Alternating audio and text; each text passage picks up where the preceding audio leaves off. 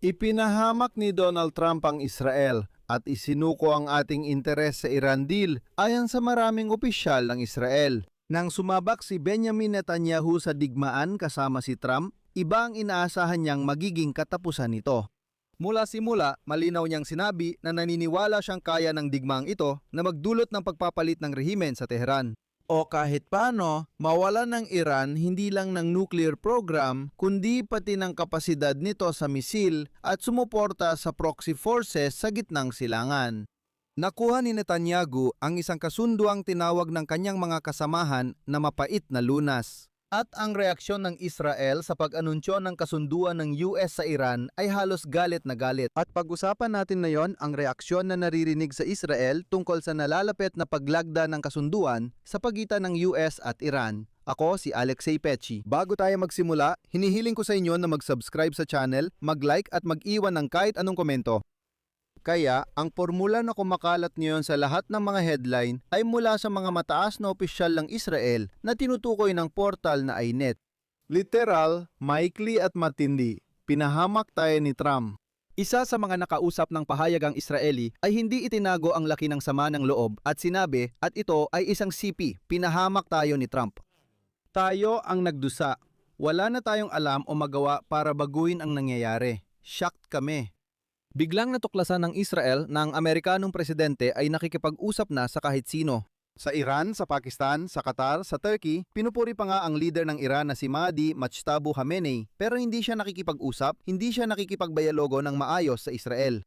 Hindi isinama ang Israel sa negosasyon kahit magkasamang nagpasya sina Trump at Netanyahu tungkol sa mga pag-atake sa Iran noong simula ng digmaan sa White House.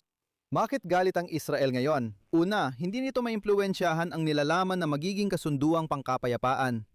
Pinakakinababahala ng bansa na hindi ito makaimpluwensya sa nilalaman ng dokumento. Hindi naririnig ang boses ni Netanyahu. Masama itong kasunduan. Walang sinuman sa Israel ang nasisiyahan dito ayon sa isa sa mga opisyal ng Israel at idinagdag pa niya na ito ay nakakasama sa interes ng Israel. Ang ikatlong kausap, si iNet, ay nagdagdag ng geopolitical na pananaw. Sa reyon ng gitnang silangan, tinitingnan ang kasunduang ito hindi bilang tagumpay ng Estados Unidos, kundi kabaligtaran bilang resulta ng presyon mula sa Iran at bunga ng mga pagsuko ng Washington. At higit pa rito, ipinapahayag ng mga opisyal ng Israel ang kanilang pagdududa na ang kasunduang ito ay magiging pangmatagalan. At may katotohanan doon. Sa nakaraang episode, naikwento ko na sa inyo na ang United Arab Emirates at Qatar, ay pumayag na magbayad ng totoong pera sa Iran kapalit ng hindi sila takihin. Isipin nyo lang yon. Ibig sabihin, wala na silang tiwala sa seguridad mula sa Estados Unidos doon. Hindi na naniniwala ang mga tao sa payong pangseguridad ng Amerikano sa Qatar at Emirate, kaya mas gusto nilang magbayad na lang sa Iran.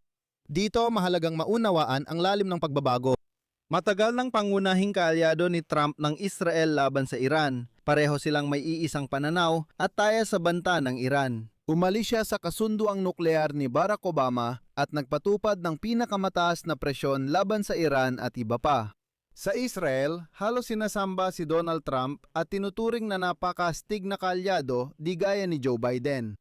At ngayon, ayon din sa portal na iNet, lubos na nagbago ang kanyang mga prioridad. Ayon sa mga Israeli source, hindi na layunin ng Israel ang nangingibabaw ngayon, kundi ang hangaring makamit ang katahimikan habang may malalaking kaganapan sa Estados Unidos. Ang tinutukoy dito ay ang eleksyon sa Kongreso. Mahalaga ring banggitin na sa publiko, hindi kinokritika ni Netanyahu si Trump. Isa itong prinsipyong linya. Si Netanyahu at ang iba pang mga opisyal ng Israel ay maingat na iniiwasan ang pampublikong pagpuna kay Trump. Ngunit sa mga pribadong usapan ay labis silang nagdududa tungkol sa inihahandang kasunduan.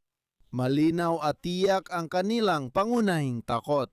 Matapos ang pagpirma at pagtatapos ng digmaan, maaring patagalin ng Iran ang negosasyon nang walang totoong kompromiso sa nuklear. Kasabay nito, mapatatag nila ang sarili nilang ekonomiya sa pagbebenta ng langis at pag-unfreeze ng mga asset ng Iran nang walang banta ng digmaan. Makakawala si Tehran sa pagkakasakal pero mananatiling hindi malulutas ang isyung nuklear. Bakit? Sa Israel, malinaw nilang nauunawaan na ngayon kapag pumirma ng kasunduan, parang binibigyan lang ng 60 araw ang Iran para pirmahan ang pinal, mapayapang kasunduan at nuclear deal kay Trump. Pero may tanong, anong mangyayari kung pagkatapos ng 60 araw ay wala pa ring nuclear deal? Ano ang gagawin ni Trump pagkatapos ng 60 araw? Paalala, pagkatapos ng 60 araw, mas lalapit na tayo sa midterm elections sa Kongreso ng Estados Unidos.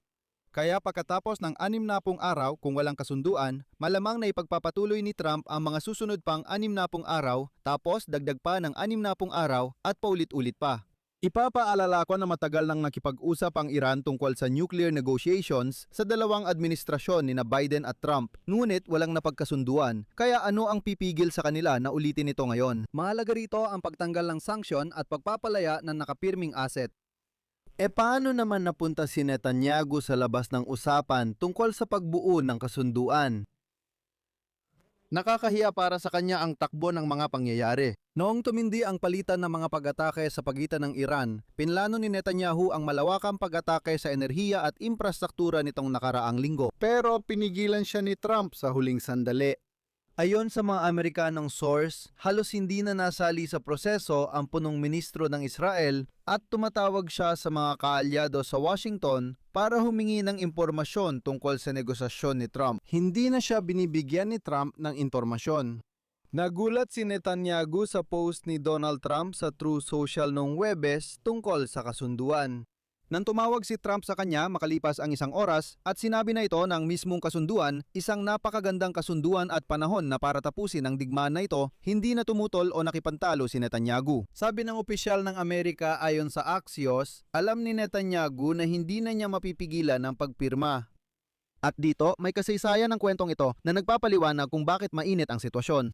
Noong simula ng Hunyo, ayon sa datos ng Axios, binanata ni Trump si Netanyahu sa isang pag-uusap na puno ng mura dahil sa lumalalang sitwasyon ng Israel sa Lebanon. Ang galit ay dulot ng desisyon ni Netanyahu na palalayin ang sitwasyon sa Lebanon at banta sa negosasyon ni Trump sa Iran. Sinabi ng isang opisyal na ito ang isa sa pinakamalalang pag-uusap ni Trump kay Netanyahu mula nang bumalik siya sa White House.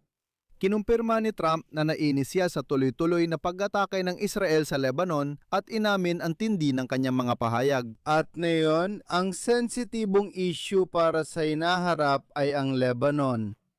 Hawak pa rin ng Israel ang malaking bahagi ng Timog Lebanon at tuloy ang sagupaan nila ng Hezbollah hanggang ngayon. Nagbabala ang isang mataas na opisyal ng Amerika na kung patuloy na papuputukan ng Hezbollah ng mga raketang Israel at patuloy na susuportahan ng Iran ng armas ang mga mandirigma ng Hezbollah, ito ay magiging salungat sa mismong kasunduang pangkapayapaan. Pero ramdam ng Israel na parang may patibong mula sa kabila. Dahil sakop ng kasunduan sa tigil putukan ng Lebanon, nangangamba sa Jerusalem na lilimitahan ng administrasyon ni Trump ang kalayaan nilang kumilos laban sa Hezbollah at hihilingin na ipagpaalam o aprubahan muna ang bawat pag-atake. Ibig sabihin, malinaw sa kasunduang ito na halos lahat ng pag-atake ng Israel sa Lebanon ay dapat munang ipagpaalam o aprubahan kay Trump. Nasasangkot sila sa digmaan laban sa Iran. Ngayon, ipinahayag ni Israel Katz, ministro ng depensa ng Israel, ang linya ng depensa ni Netanyahu para sa Israel. Sinabi niya na si Trump ay gumagawa ng kasunduan based sa sarili niyang pagsusuri ng mga interes ng Amerika. Inaasahan ng Israel ang pagsunod sa prinsipyo sa nuclear na programa, missile at teroristang proxy na puwersa. Binigyang diin ni Katz na kayang kumilos mag-isa ng Israel para pigilan ang Iran na magkaroon ng sandatang nuklear. At dito pumapasok ang panloob na politika sa buong sitwasyon na lalo pang nagpapaluba at nagpapalason sa lahat ng bagay. 4 na buwan na lang bago ang halalan sa Israel at ang mga kalaban ni Netanyahu ay inaakusahan siya na ginawa niyang ayon sa kanila, isang estadong basalyo ang Israel sa pamamagitan ng basta na lang pagtanggap sa mga kondisyon ni Trump. Kumpiyansa ang Washington. Ayon sa isang Amerikanong opisyal sa Axios, kumbinsido ang White House. Sa huli, wala ring magagawa ang mga Israeli kundi tanggapin ang kasunduan. Pero para kay Netanyahu mismo, ang konklusyon ng Axios ay parang isang hatol. Ang pagpirma ng kasunduan para tapusin ang digmaan ng hindi natamo ang mga layunin ay malaking estratehiko at pampulitikang dagok. Kaya, ang taong nangakong magpapalit ng rehimen sa Tehran dahil sa digmaan ay maaring maalala sa kasaysayan bilang pumirma sa kapayapaang hindi kanya. at sa sarili niyang pagkatalo. Dito ko ilalagay ang tutuldok-tuldok. I-share ang opinyon at konklusyon sa comments sa ilalim ng episode na ito.